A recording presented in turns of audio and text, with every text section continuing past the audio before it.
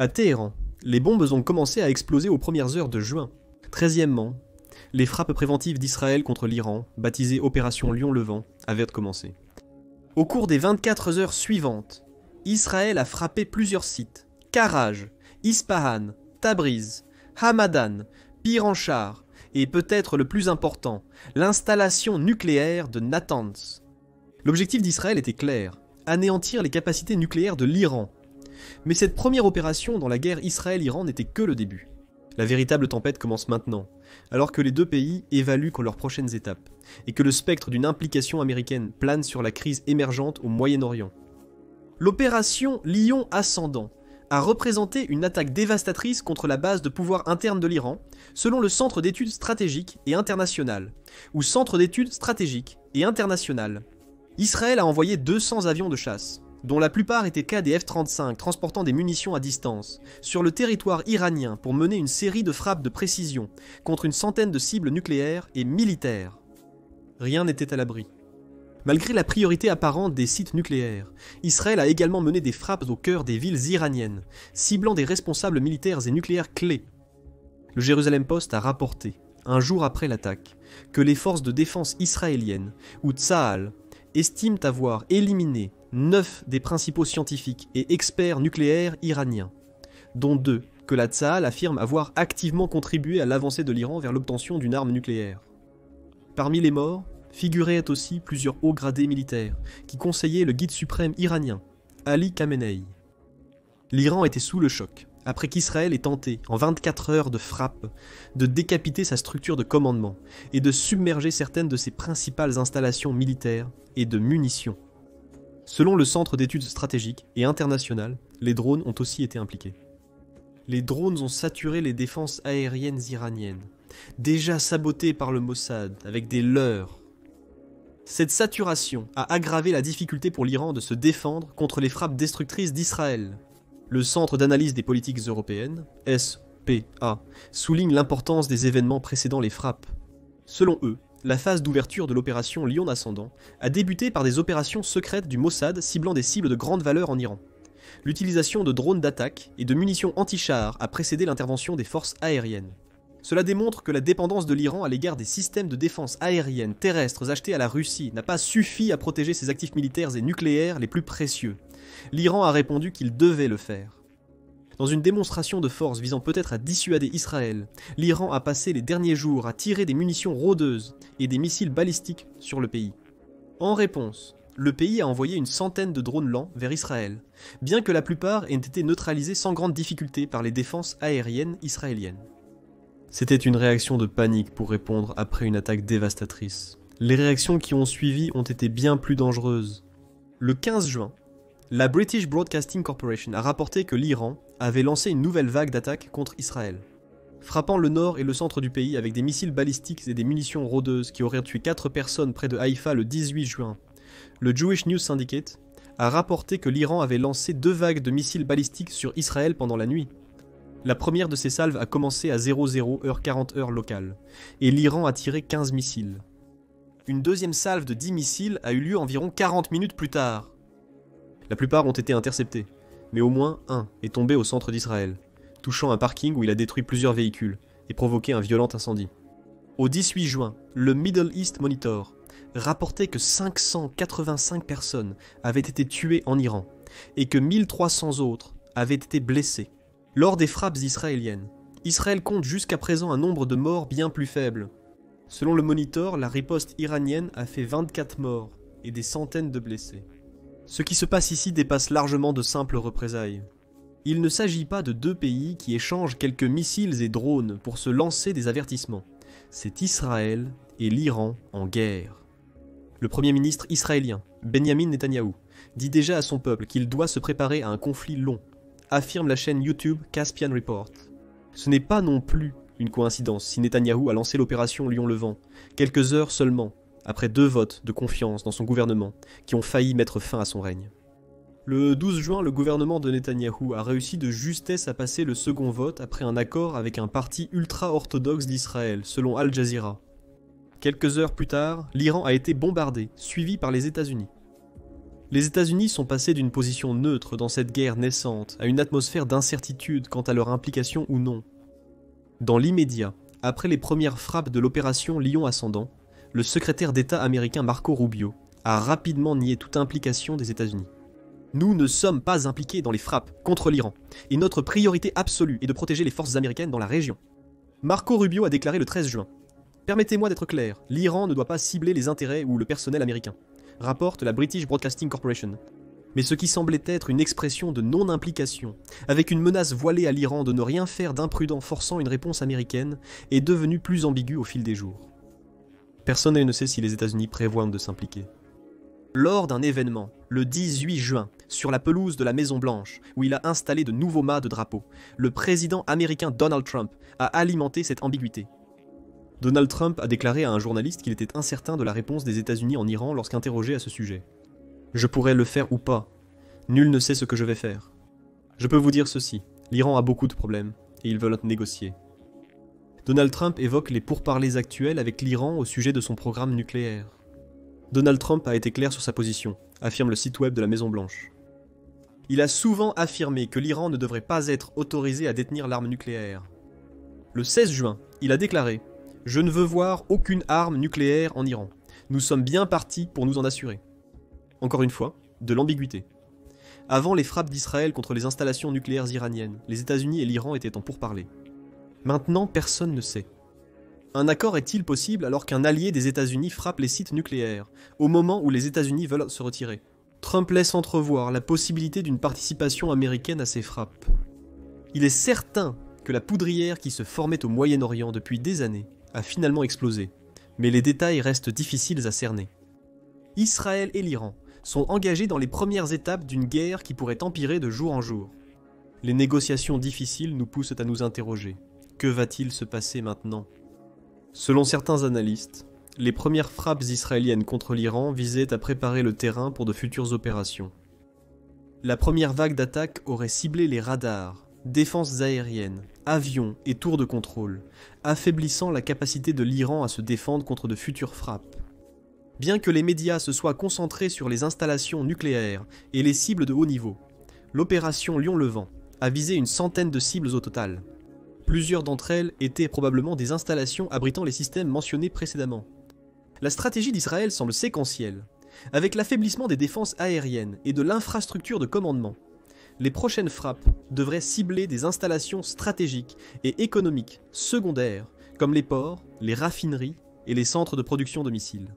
Israël a frappé des sites nucléaires et militaires iraniens clés, tout en visant la direction du pays, précisant son approche. Israël va ensuite frapper l'Iran au portefeuille. Profitant du chaos, il utilisera des frappes secondaires pour faire pression économiquement et intérieurement sur une direction déjà sous tension. Cela ne signifie pas que les ambitions nucléaires de l'Iran ne sont plus visées. Le problème auquel Israël était confronté maintenant, c'est que les munitions dont il dispose ne sont pas capables de mettre hors service les installations nucléaires de l'Iran de façon permanente. Des dommages peuvent survenir, comme à Natanz, où selon la British Broadcasting Corporation, Israël aurait probablement détruit des centrifugeuses. L'Iran utilisait ces centrifugeuses pour enrichir l'uranium à 60% soit, à 30% près, d'obtenir un matériau de qualité militaire. Cependant, d'autres sites existent, comme l'installation d'enrichissement d'uranium de Fordow, construite dans une montagne et s'étendant probablement jusqu'à 90 mètres sous terre. Les bombes d'Israël ne peuvent pas atteindre l'installation là où ça ferait vraiment mal. Elles ne peuvent causer que des dégâts superficiels aux structures de protection extérieure et aux tunnels menant à Fordow. Pour neutraliser définitivement Fordow, Israël devrait avoir accès aux bombardiers furtifs américains, B-2 Spirit, et des bombes Guided Bomb Unit, 57 de 14 tonnes, qu'ils sont capables de transporter. Sky News affirme que la bombe Guided Bomb Unit 57 est la seule capable de détruire Fordow. Son poids de 30 000 livres lui permet de délivrer la force cinétique nécessaire pour atteindre des cibles profondément enfouies. Même dans ce cas, plusieurs bombes seront nécessaires. Une seule Guided Bomb Unit, 57, peut pénétrer jusqu'à 60 mètres de profondeur, ce qui est insuffisant pour atteindre les salles principales de Fordow. Mais plusieurs lancés successivement et au même endroit suffiraient à accomplir la mission. Israël ne possède ni ces bombes, ni les bombardiers furtifs nécessaires, contrairement aux États-Unis. Une fois de plus, la possibilité d'une implication américaine dans le conflit irano-israélien est évoquée. Si l'objectif est de détruire définitivement les installations nucléaires iraniennes, comme le souhaitent Israël et les États-Unis, Netanyahou pourrait convaincre Trump de lui prêter les bombardiers américains pour y parvenir. Trump, quant à lui, pourrait privilégier ses anciennes tactiques de négociation pour obtenir le même résultat. Il est clair qu'Israël a besoin de plus de puissance dans son arsenal pour détruire définitivement les installations nucléaires de l'Iran. Mais peut-être que ce n'est pas le véritable objectif. Israël qui a évoqué le démantèlement des ambitions nucléaires de l'Iran comme un objectif clé. L'opération Lion-Levant a commencé quelques heures seulement après la publication d'un rapport de l'Agence internationale de l'énergie atomique, ou Agence internationale de l'énergie atomique, qui a officiellement déclaré que l'Iran avait enfreint ses objectifs de non-prolifération. Pour la première fois en 20 ans d'après la British Broadcasting Corporation. L'Agence internationale de l'énergie atomique affirme que parmi les nombreux manquements de l'Iran figurait l'absence de réponse concernant des matières nucléaires non déclarées et l'enrichissement de l'uranium à 60% de pureté. Israël a attaqué l'Iran le lendemain. Cependant, cela pourrait n'être qu'une diversion pour le véritable objectif d'Israël, un changement de régime en Iran. Cela semble effectivement être l'intention de Netanyahou. Dans une interview avec Fox News le 15 juin, Netanyahou a parlé de la façon dont les actions visant à affaiblir les défenses et les centrales nucléaires de l'Iran ont pour seul but de nuire à la direction du pays. Netanyahou a qualifié le gouvernement iranien de très faible et a affirmé que 80% de la population chasserait ces voyous théocratiques. Ces indices suggèrent peut-être le but ultime d'Israël. L'objectif n'est peut-être pas de détruire l'Iran complètement, mais plutôt de détruire ses dirigeants. Que ce soit fait directement par Israël via ses frappes, ou par un soulèvement qui l'inspire, cela importe peu pour Netanyahou. Le but et même l'objectif de la campagne israélienne semblent suggérer que cela se produise. Le journal The New Arab rapporte qu'Israël a confirmé que le nom Lion-Levant est directement lié au drapeau du Shah d'Iran d'avant la Révolution, ce qui envoie un message clair d'Israël au peuple iranien. Vous vous êtes déjà libéré de vos dirigeants par le passé. Il reste à voir si cela se reproduira. Il est ardu d'obtenir un appui pour une révolte quand Israël bombarde vos villes. Sans parler d'organiser une quelconque activité contre le gouvernement iranien. Cela pourrait-il signifier qu'Israël va réduire l'intensité de ses attaques et lancer une campagne de propagande pour convaincre les Iraniens de finir le travail? C'est possible. Aussi dévastatrices que soient les attaques d'Israël jusqu'à présent, il ne peut pas les maintenir indéfiniment. Les munitions d'Israël sont limitées. Israël devra ralentir pour son propre bien, même si ce n'est pas pour forcer un changement de régime. Cependant, évincer les dirigeants iraniens semble être le but final.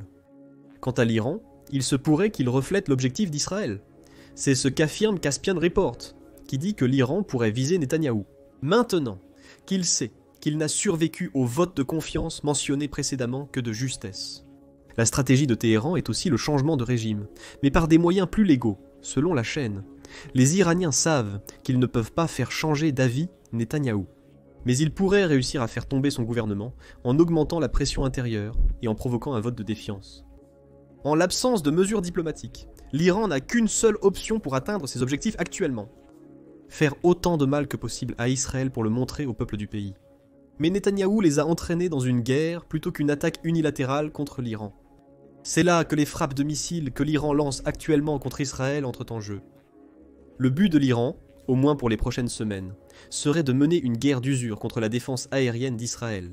Cela inclut le célèbre dôme de fer, ainsi que la fronde de David et la flèche. Ces trois systèmes offrent une défense multicouche contre les menaces aériennes et à différentes portées. Cependant, comme pour les munitions d'attaque d'Israël, les missiles qu'ils utilisent sont en nombre limité et coûteux.